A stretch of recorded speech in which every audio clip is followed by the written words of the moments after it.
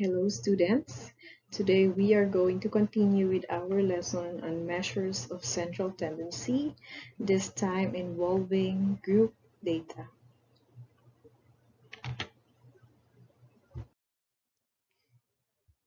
Here are our most essential learning competencies and our reference.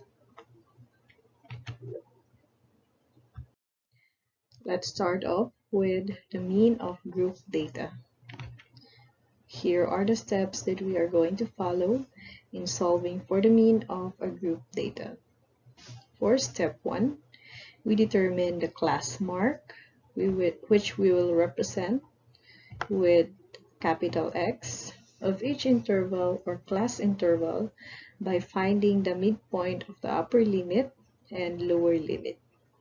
Step 2, we find the product of the frequency or small f and the class mark, again capital X, in each class interval.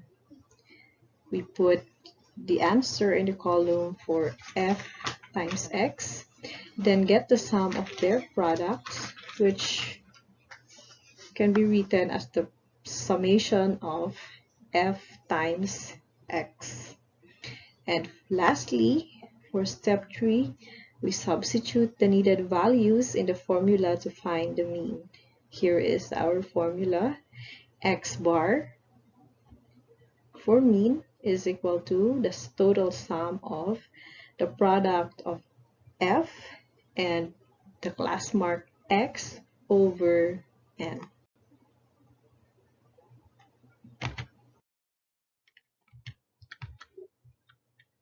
We have here example number 1. Given the frequency table below, we compute for the mean. As you can see, we have 3 columns. So for the first column, we have the class interval. For the second column, we have the frequencies. So actually, these are the two given in our example. And under class interval, we have 90 to 94 as the highest, followed by 85 to 89, 80 to 84, 75 to 79, and 70 to 74 with their corresponding frequencies. And the total of all of it is represented by capital N, which is equal to 50. Now we have added another column for X, which we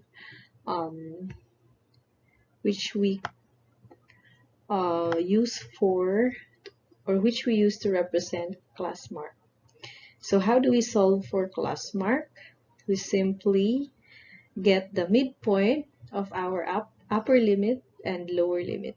So for this, for the highest interval, 90 to 94, for us to get the class mark X, we simply add 90 and 94, as you can see in the solution. So 90 plus 94 is equal to 184 divided by 2, and the result is 92. That is why it is written there, 92.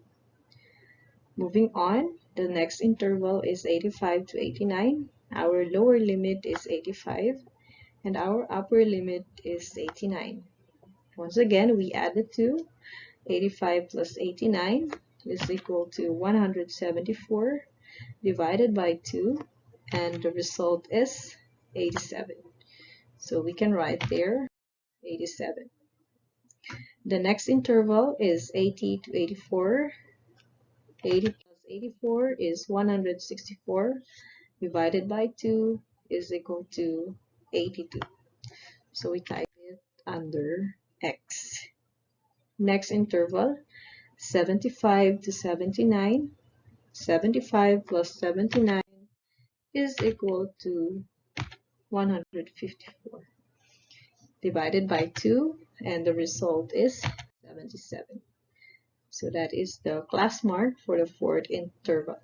And lastly, for 70 to 74, the sum is 144 divided by 2. So the class mark is 72. The next step that we will do is to find the product of the frequency and the class mark for each interval. We have to add another column, which we will write as f times x. Okay, so f for frequency and then x for class mark. Let's start with the product of 7 times 92, or 7 and 92.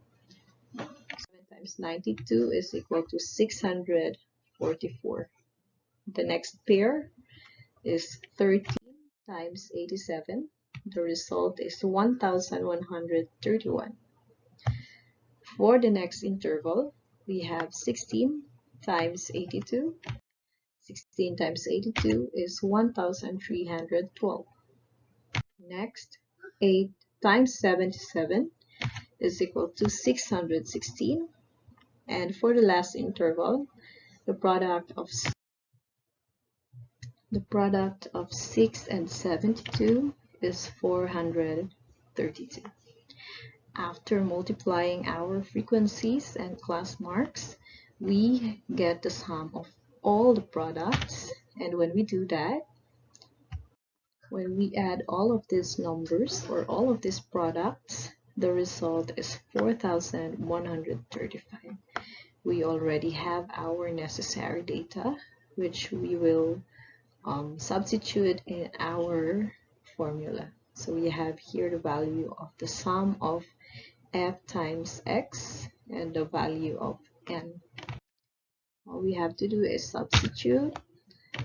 So we will have the mean is equal to 4,135 divided by 50. And the quotient of those two numbers is 82.7, or 82 and 7/10. That is the mean of our data. Let's move on to example number 2. We calculate the average daily income of Cocovidia's online selling business for 40 days. Here is our given. Again, for step 1, we determine the class mark or capital X of each interval by finding the midpoint of the upper limit and lower limit. We add another column for that. The first interval was already solved. We have obtained 1,176 by getting the average of our lower limit 1,172 and our upper limit 1,180. For the next interval, 1,163 plus 1,171 divided by 2 is equal to 1,167, followed by 1,158, and then 1,149. The next interval, for the class mark of the next interval, is 1,140, followed by 1,131, and then 1,122.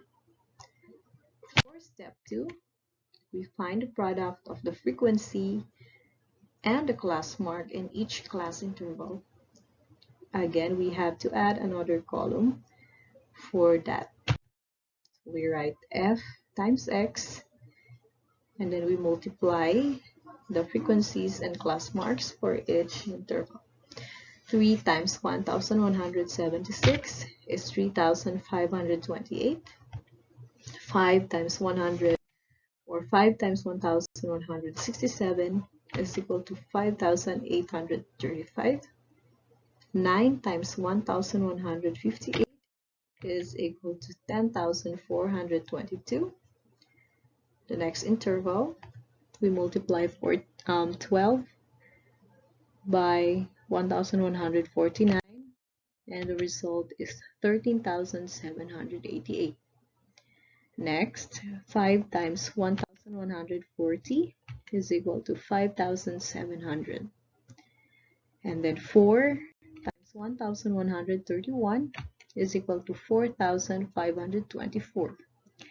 And the last pair, 2 times 1122 is equal to 2244. After multiplying each pair, we get all of the sum, or the sum of all the products. So 3,528 plus 5,835 plus this number until this number, the sum is 46,041. Now we have obtained the value of the sum of f times x, and the value of n is already given, which is 40. So what we have to do is substitute those results to our formula. So the mean, or x bar, is equal to, let's substitute the value. For our numerator, we have 46,041, and for our denominator, we write 40. When we divide those two, we obtain the quotient, which is 1151.025, or we can read it as 1151 and 25 thousandths.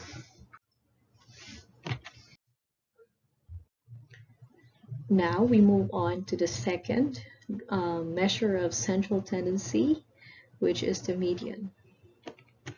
Again, we follow steps in solving for the median of group data. Before that, let us recall how to get the median of an ungrouped data. Can you still recall?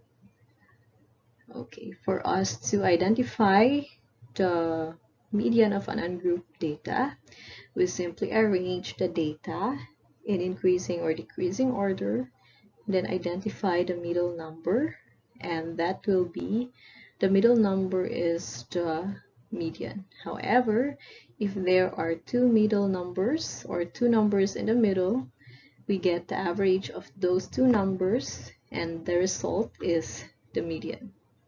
Okay.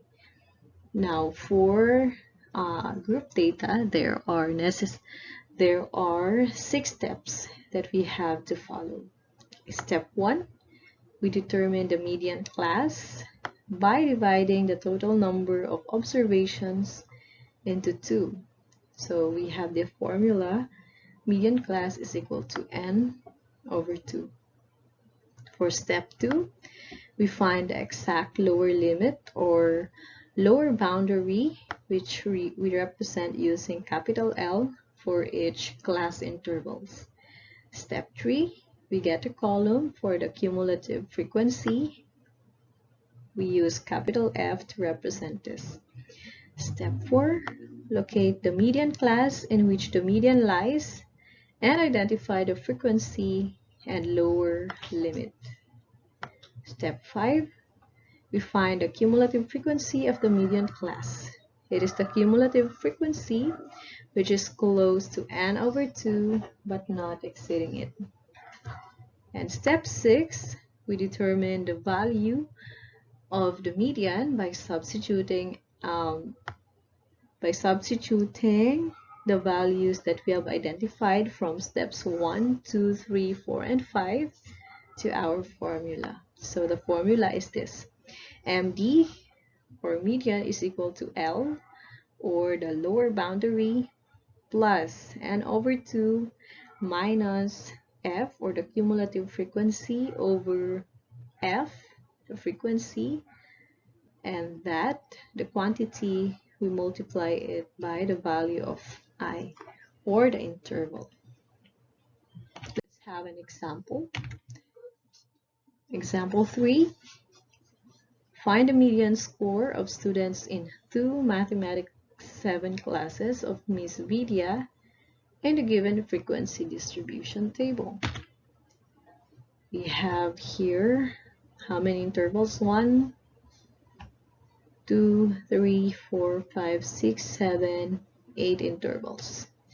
We already have the value of I, which is 5, and then the value of n, which is 100. So the total of all the frequencies is 100.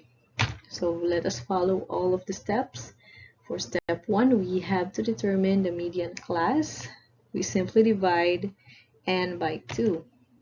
N divided by 2 is equal to 50. Step 2, we find the exact lower limit or lower boundary for each class interval. How do we do that? We get the average of the lower limit of the first or the upper interval, and then the upper limit of the lower interval, or it says there the exact lower limit of each class interval is the midpoint of the lower limit of each class interval and the upper limit of the class interval below it. In this case, we will get the average of these two, or the midpoint. So 95 plus 94 divided by 2 is equal to 94.5. And that is the lower boundary or exact lower limit for this interval. For the next interval, again, we get the midpoint of 90 and 89. The result is 89.5. Doing the same process, the next lower boundary is 84.5, followed by 79.5, 74.5, 69.5, 64.5, and for the lowest interval, the lower boundary is 59.5. So we are done with step 2. We move on to step 3. It says there, get the column for the cumulative frequency, represented by capital F. Note that the cumulative frequency of the highest class interval is equal to the total number of items n. And to get the cumulative frequency of the succeeding class interval, we simply subtract the corresponding frequency from f of the prior class interval. Okay. With that instruction, so we start with the value of n, which is 100. The cumulative frequency of this interval, the highest interval, is 100. After that, we subtract the frequency 5. 100 minus 5 is equal to 95. That will be the cumulative frequency of the next interval.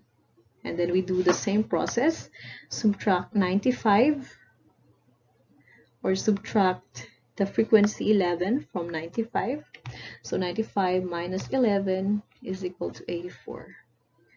Same process, 84 minus 17 is equal to 67. And then 67 minus 25 is equal to 42. 42 minus 20 is equal to 22. 22 minus 12 is equal to 10. And 10 minus 7 is equal to 3. You can observe, or you can see, that the value of the cumulative frequency in the lowest interval is the same with that of the frequency of the lowest interval.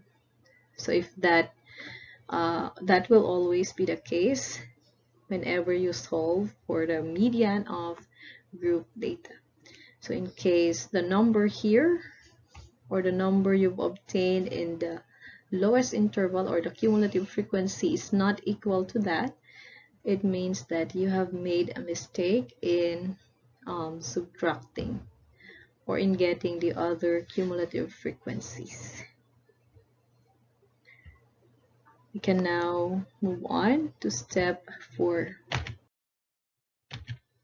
For step 4, we locate the median class in which the median lies, and then identify the frequency and lower limit. Remember, our median class is 50. So 50 is located in this interval. It belongs to this interval. Having our clue is that we have here the cumulative frequency, which is higher than 50. it is 67. So we consider this interval. That is where we will obtain the value of f and the value of L. Okay. The value of our frequency is 25, and the lower boundary or exact lower limit is 79.5. And then for step 5, we find the cumulative frequency of the median class. As we have read a while ago,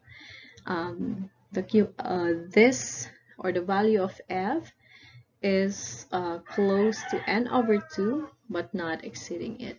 It means that it is the cumulative frequency lower than the median class. So 42 is the value of f.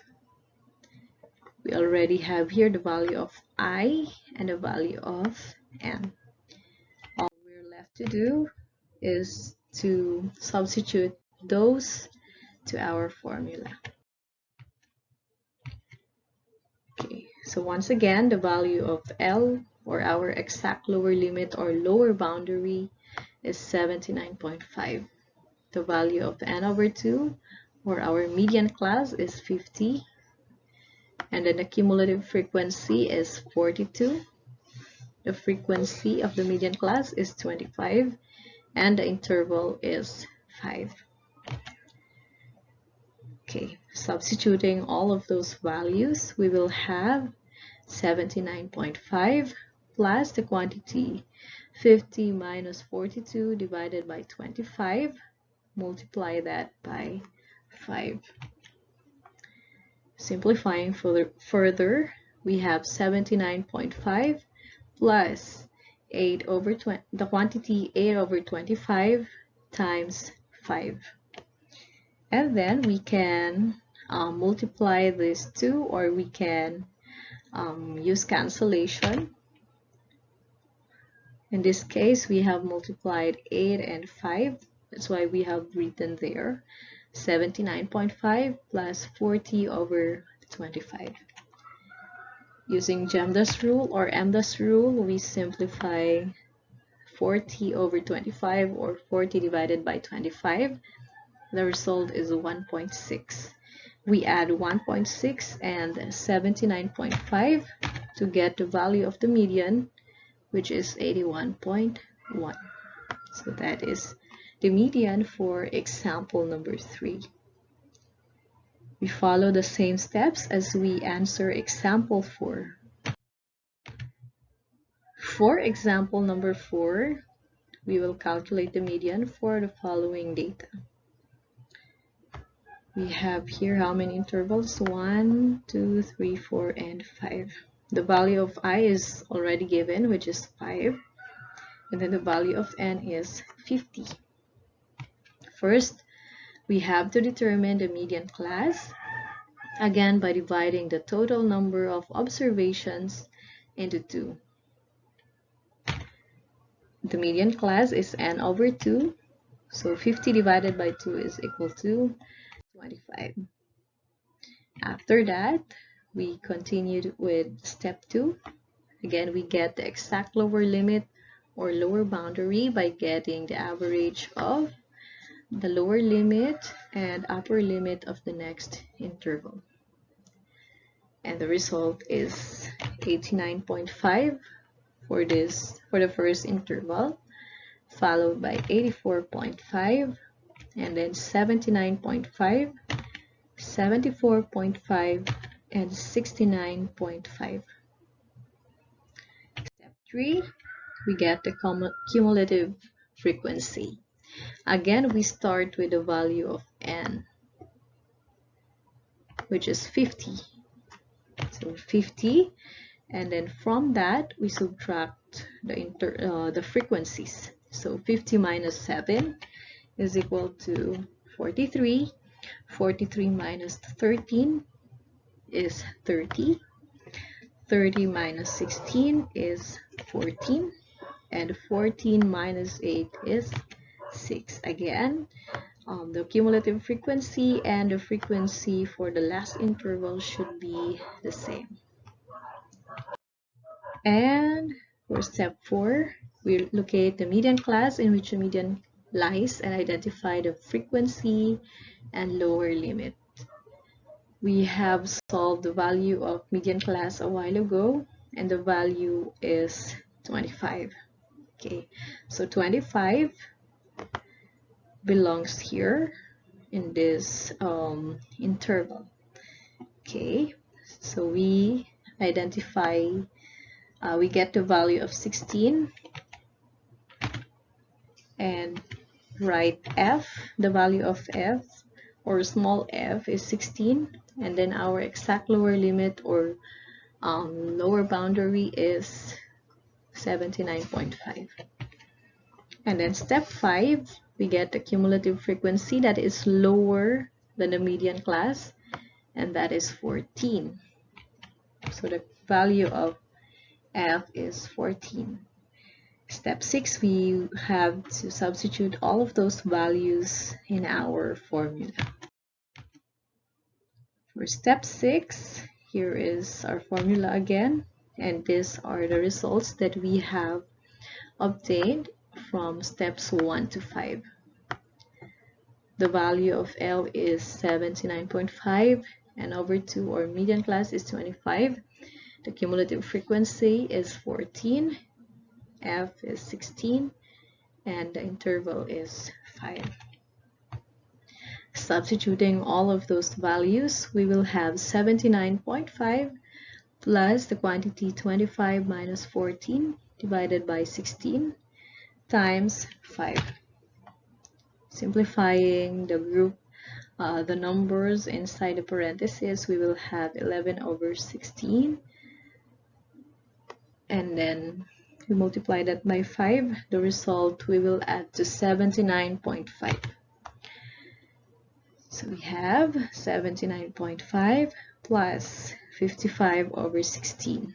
Once again, we divide this first. 55 divided by 16 is 3.44. We add that to 79.5, and we will obtain the median, which is 82.94. That is the value of the median for example number 4. The next measure of central tendency is the mode.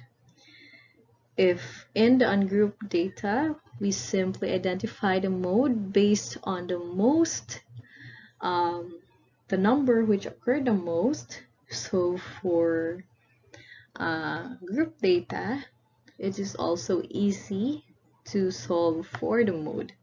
We only have 2 steps. For step 1, we locate the modal class by determining the highest frequency in the distribution. So again, we are considering the number or the modal class or the interval with the highest frequency. And then for step 2, we determine the value needed to compute for the mode and substitute it to the formula. Here is our formula. So we have mode is equal to L subscript MO. So that is the symbol or notation for the exact lower limit of the modal class, plus the quantity d sub 1. D sub 1 is the difference between the frequency of the modal class and that of the frequency below the modal class, over d sub 1 plus d sub 2. D sub 2, on the other hand, is the difference of the frequency of the modal class and that of the frequency above the modal class. And then we have the value of I, or the size of the class interval. Okay, here is our example. It says there, consider the distribution of the weekly wages of the factory workers in the NCOV face mask factory. Compute for the mode. We follow our steps. For step 1, we locate the modal class by determining the highest frequency in the distribution. looking at our table, the frequency or the interval with the highest frequency is this, 2320 to 2339, and the frequency is 31. That is then our modal class. After that, we get the value of d sub 1. D sub 1, it says there the difference between the frequency of the modal class and that of the frequency below the modal class. The frequency below it is 24. When we subtract, 31 minus 24 is equal to 7. That is the value of d sub 1. And then d sub 2, the difference of the frequency of the modal class and that of the frequency above it, means that we will consider 12.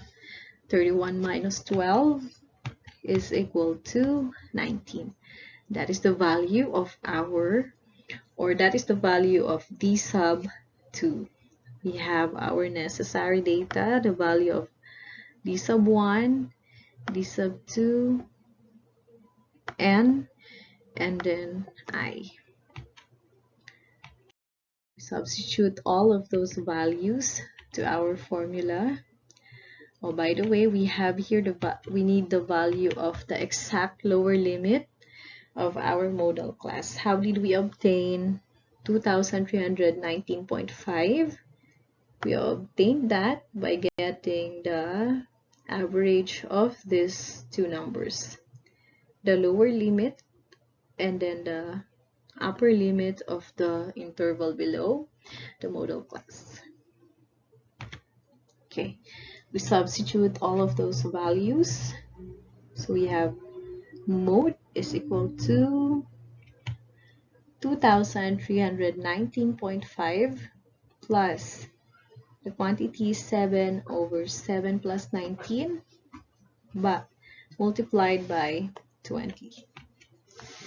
First, we simplify these groupings. So we have 2319.5 plus the quantity 7 over 26 times 20. Next, we multiply this. So we have 2319.5 plus 140 over 26. Simplifying this, the result is 5.38. We add it to 2319.5 and the sum is 2324.88. That is the value of the mode for example number 5. Well, that ends our lesson for measures of central tendency of ungrouped data. Our next video will be on measures of variability both in group and ungrouped data. Until then, please watch our next video. Goodbye.